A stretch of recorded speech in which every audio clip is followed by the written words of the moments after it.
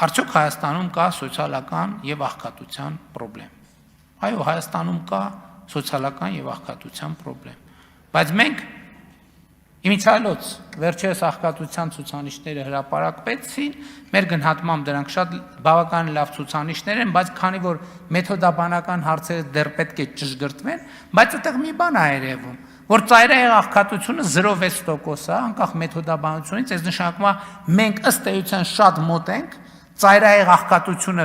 վերացնելու մեր նախընտրական խոստումին, որը տվել ենք 2021 թվականին։ Ընդ որում, այդ աղքատության ցուցանիշը վերաբերվում է նախորդող շրջանին, մինչև ընտրություններ 24 թվին։ Այս 1.5 տարվա ցուցանիշները եւ մեր տնտեսական աճը չի կարող ուղղակի այդ ցուցանիշը բան չանել, չնվազեցնել։ Հիմա հարգելի գործընկերներ, Հայաստանում արդյոք կա աղքատության խնդրեմ։ Այո, Հայաստանում կա աղքատության խնդրեմ, բայց ժամանակն է ի վերջո, որ մենք առերեսվենք եւ արձանագրենք աղքատության պատճառները։ Հայաստանի Հանրապետությունում այլևս աղքատության պատճառն այն չի, որ աշխատատեղ չկա։ Չկա, այդ խնդրեմ վաղուց վերացված է։ Հակառակ դեպքում չէր լինի, որ հազարավոր, էլ չեմ ասում տասնյակ հազարավոր մարդիկ ուրիշ տեղերից գային Հայաստանում աշխատեին եւ ուրիշ տեղերում իրանց ընտանիքները պահեին։ Բայց չի կա Հայաստանում աղքատություն։ Հայաստանում աղքատություն կա միայն հետևյալ պատճառով.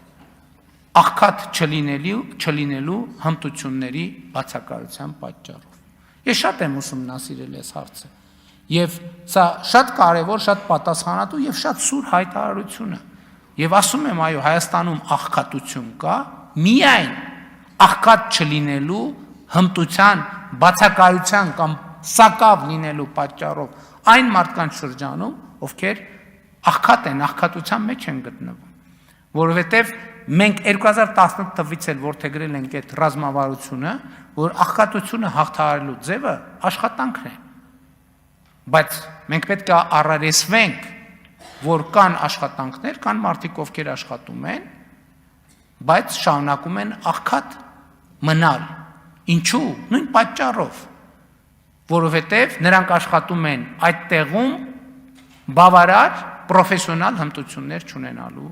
պատճառով եւ մեր քաղաքականությունը հետեւյալն է, որ եթե աշխատանքը արդյունք չի տալիս, այսինքն